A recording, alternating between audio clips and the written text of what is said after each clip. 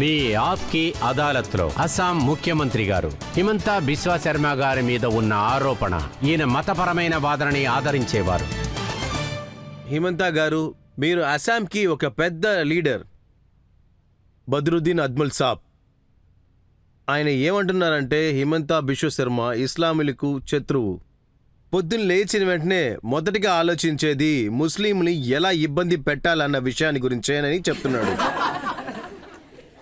సరేనండి, ఇలా చూడండి, నేనేమి యాంటీ ముస్లింని కాదండి. నేను యాంటీ ముస్లింగా ఉండటానికి ఇష్టపడను. నేను గొప్పగా హిందూననే చెప్పుకుంటాను. I'm a proud Hindu. So proud Hindu అని చెప్పడానికి అర్థం ఏమిటంటే 600 మదర్సాలని తాళం వేయండి, ఇంకా ఉన్న వాళ్ళని కూడా తగ్గించండి, ఇంకా మిగతా వాళ్ళని కూడా తాళం వేసేయండి. అందరూ బాగుండాలని కోరుకునేవాడే అసలైన హిందూ. నా మనసులో నేనేమనుకుంటానంటే అదేంటంటే ముస్లిం అబ్బాయిలు అమ్మాయిలు మదర్సాకి వెళ్ళి వాళ్ళ జీవితాన్నే నాశనం చేసుకుంటున్నారు. వాళ్ళొక సనాతన ధర్మం కోసం నేను ముస్లింల యొక్క నమ్మకాన్నే నమ్ముతానండి. అందుకని నాకు తెలిసినంత వరకు మదరసాకలో మూసేయటమే మంచిది. ప్రతి ఒక్క ముస్లిం యోధులు డాక్టర్లు, ఇంజనీర్లే అవ్వాలి. హేమంత గారు, ముస్లిం ఇంటి పిల్లలు ఏమవ్వాలి, ఏం చదవాలి మీరెందుకు డిసైడ్ చేస్తున్నారు? వాళ్ళే డిసైడ్ చేసుకుంటారు కదా. నిర్ణయించుకోనివ్వండి. నేనేమనుకుంటున్నానంటే మదర్సాలని కదా నిర్ణయం తీసుకోవాల్సింది అమ్మా నాన్నలే కదా. ఈకో సిస్టాన్ని ప్రారంభించడమే మా పని. నేనొక ఈకో సిస్టాన్ని ప్రారంభించాను. ఇక్కడ చూడండి, మీకు ఒక స్కూల్ ఉంది, కాలేజీ కూడా ఉంది. మీరు చదివి డాక్టర్, ఇంజనీర్లు అవ్వండి. సో ఆ ఎకో సిస్టమ్ని ప్రారంభించటమే మా యొక్క పని. కానీ నిర్ణయం తీసుకోవాల్సింది వాళ్ళ అమ్మా నాన్నలే, ఏ ముస్లిం పొలిటీషియన్ కాదు. లేదండి, మదర్సాలో చదువుకునే వాళ్ళంతా డాక్టర్, ఇంజనీర్ అవ్వట్లేదా ఏంటి? అవనే లేదండి, ఎక్కడయ్యారు చెప్పండి.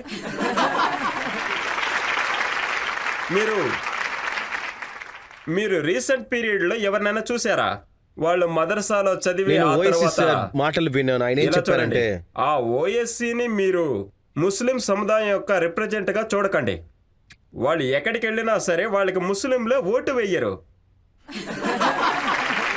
ఆయన ఏమంటున్నారంటే హిమంత బిశ్వ శర్మ స్కూల్లో హిస్టరీని సరిగ్గా చదవలేదని. ఎందుకంటే మదర్సాలో చదువుకున్న ఎంతో మంది వాళ్ళు ఒకప్పుడు తెల్లవాళ్ళకి వ్యతిరేకంగా యుద్ధం చేశారు. తెల్లవాళ్ళకి ఎదురుగా ఇక్కడ చదువుకున్న వాళ్ళు పోరాడారు. నేను అదంతా లేదని చెప్పట్లేదు. కానీ మదర్సాలో చదివి ఎంతోమంది తీవ్రవాదులు అయ్యారు, ఆల్ ఖైదాలో వెళ్ళి చేరారు. అందువల్ల హిస్టరీలో ఉన్న పాజిటివ్ సైడ్కి వెళ్ళి మీరు చూడకండి. History represent both positivity and negativity, and దాని యావరేజ్ని మాత్రమే చూడండి. రీసెంట్ 30 yearsలో కావాలంటే మీరు చూడండి, ఏ మదర్సాలో నుంచి ఏ పెద్ద మనిషి ప్రూవ్ అయ్యారో చెప్పండి. అలాగా ఎవరైనా సరే భారత్ కోసం పాటుపడ్డారా చెప్పండి? వాళ్ళ కమ్యూనిటీ దాటి హ్యుమానిటీ కోసం ఏమైనా చేశారా చెప్పండి? నేను అలాగా ఏమీ వినలేదు, ఏమీ చదవలేదు కూడా. అందువల్ల ఒకేసారి వాళ్ళు చేయలేదని చెప్పను. అందుకని మదరసాలో చదివిన వాళ్ళందరూ టెర్రరిస్టులని నేను అస్సలు చెప్పట్లేదు.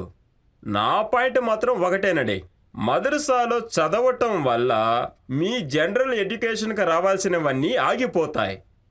అందుకని మీరు మదరసా వెళ్లాల్సిన అవసరం లేదు. ఖురాన్ చదవాలి, అది నేర్చుకోవాలి, అలాగే నడుచుకోవాలి యాజ్ యు ఆర్ ఫాలోయింగ్ ఇస్లాం.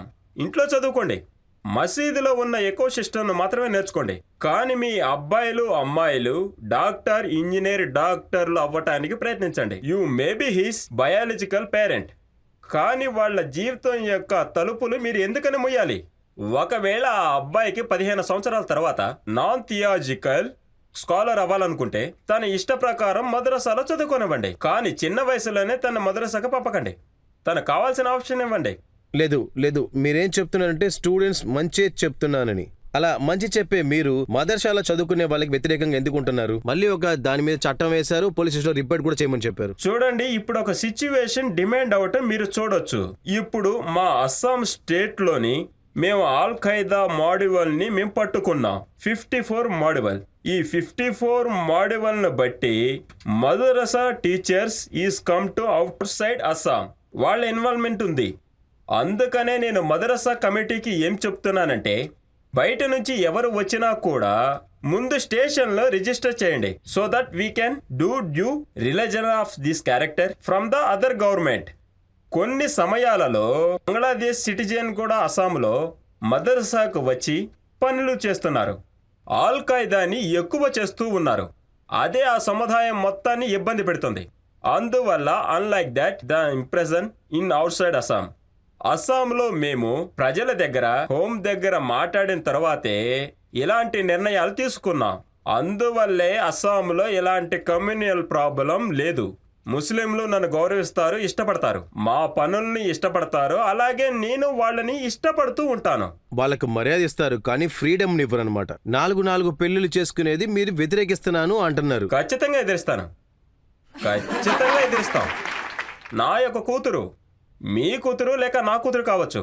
ఇంతకు ముందే ఒక 2-3 పెళ్లిళ్ళైన ఒక వ్యక్తికి ఇచ్చి పెళ్లి చేయగలమా చెప్పండి? అలాంటి విషయాలు నా కూతురికి నేను ఎప్పుడైతే చెయ్యనో అలాంటి విషయాలు ముస్లిం ఇంటి ఆడపిల్లకి జరగకూడదు. కానీ మీరు వాళ్ళు ఆపలేరు కదా, ఎందుకంటే అది వాళ్ళ ఇష్టం. అలో చేస్తున్నారు కదా, ఇస్లాంలో అలో చేస్తున్నారు కదా వాళ్ళకి. చెప్పకండి సార్, ఈ దేశంలో అందరికీ కూడా ఒకే చట్టం ఉంది, అది మార్చలేము అలాగే ఎదిరించలేమని చెప్తున్నారు కదా. నేను ఆపి చూపిస్తాను. I will stop them by the force of law. దీనిని సుప్రీంకోర్టు, హైకోర్టు మళ్ళీ చెప్తోంది. చట్టంలో ఈ దేశంలో రాజకీయం అనేది డైరెక్ట్ ప్రిన్సిపల్ అని చెప్తున్నారు. యూనిఫామ్ సివిల్ కోర్టుని మీరు సిద్ధం చేయండి. కానీ కాంగ్రెసే కావాలని ఒకటి సిద్ధం చేసింది. అదేంటంటే you cannot Muslim personal law. Indian constitution direct, not a advice. Indian constitution directs all political peoples including people the government to work and to bring reform in Muslim personal law. ఇది మన దరిద్రం అండి, ఇది మన responsibility అండి. వచ్చేటప్పుడు రానివ్వండి.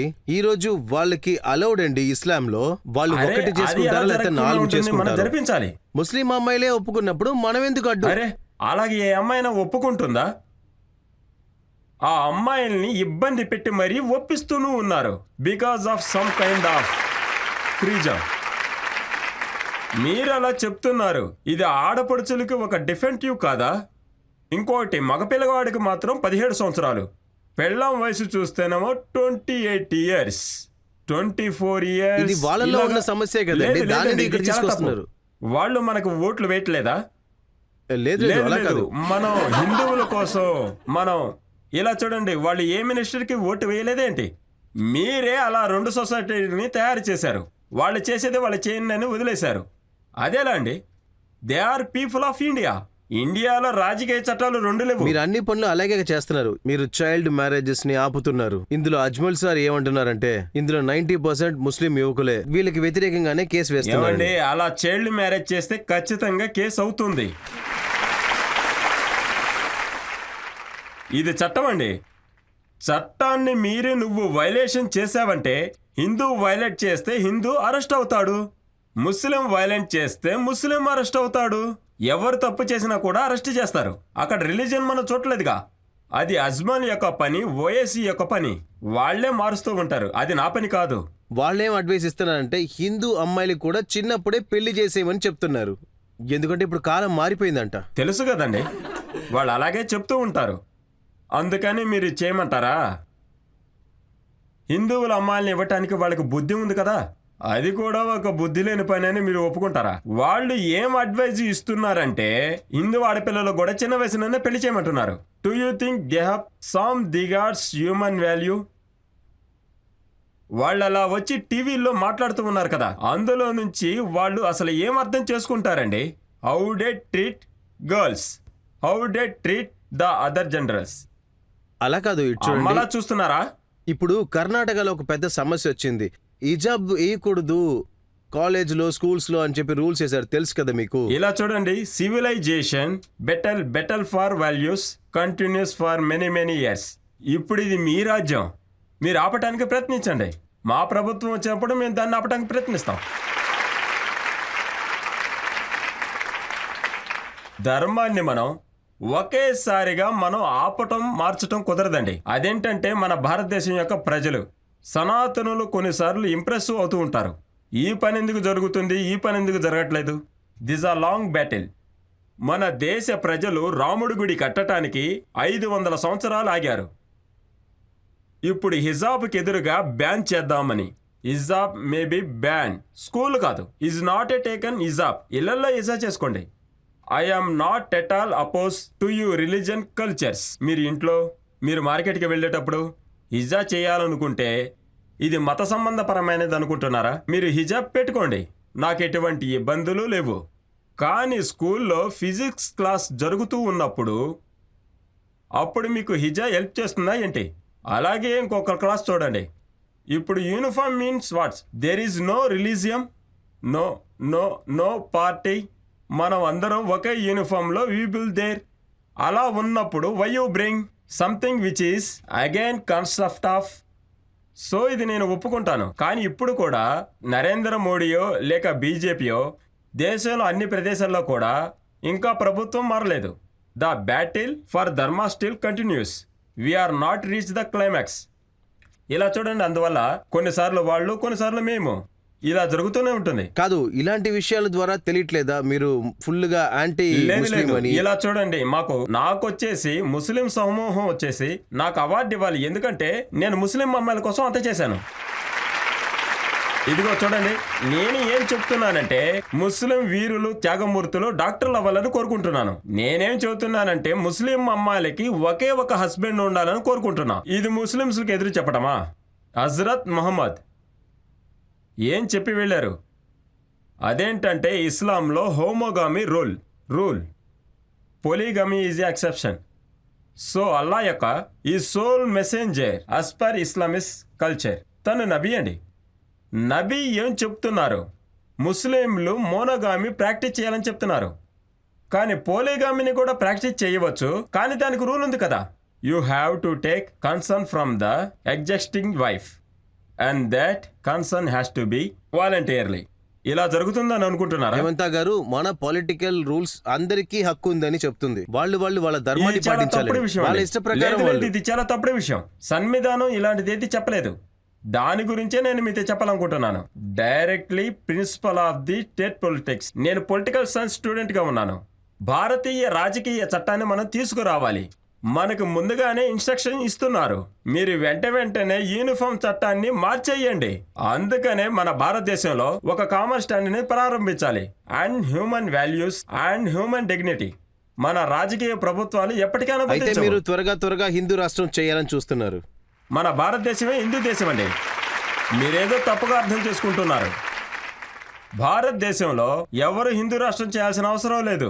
6000 సంవత్సరాలుగా భారతదేశం హిందూ సివిలైజేషనే. భారతదేశంలో వేరేముంది? భారతదేశంలో ఉన్న ప్రతి మూల కూడా, ఇళ్లల్లో, కట్టడాలలో, చెట్లలో, నదుల్లో అన్నిట్లో హిందూయిజం ఉంది. 6000 సంవత్సరాలుగా మనం హిందువులేనండి. మన రాజకీయ నాయకులు కొంతమంది హిందూ రాష్ట్రం చేస్తా ఉంటారు.